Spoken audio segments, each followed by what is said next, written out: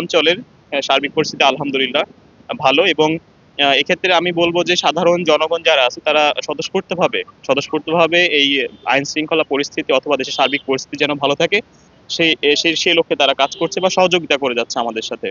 এবং আপনারা দেখছেন যে আমাদের বেশ কয়েকটি টিম সারা গতকাল থেকেই আজকে সারাদিনে আমরা আমাদের কার্যক্রম অব্যাহত রেখেছি এবং আমরা আশা করি এই ধরনের এমন কোনো পরিস্থিতি তৈরি হবে না যেটা আসলে সাধারণ মানুষের জনজীবনে ভোগান্তি তৈরি করবে।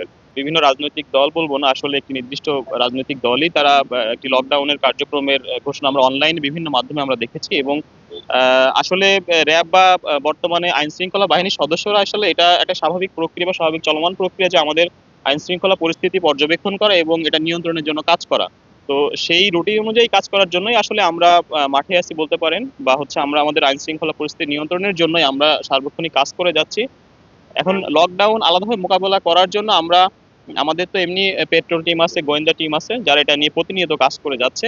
তো আমরা আশা করি এই ধরনের কোনো অপ্রীতিকর ঘটনা ঘটবে না। এখন পর্যন্ত আমাদের এই অঞ্চলে গতকাল সন্ধ্যা বা রাত থেকে এই ধরনের কোনো কার্যক্রমের খবর আমরা এখনো পাইনি, অথবা এমন কোনো কার্যক্রম হয়নি যেটা জনযোগে দুর্ভোগ তৈরি করে আর কি।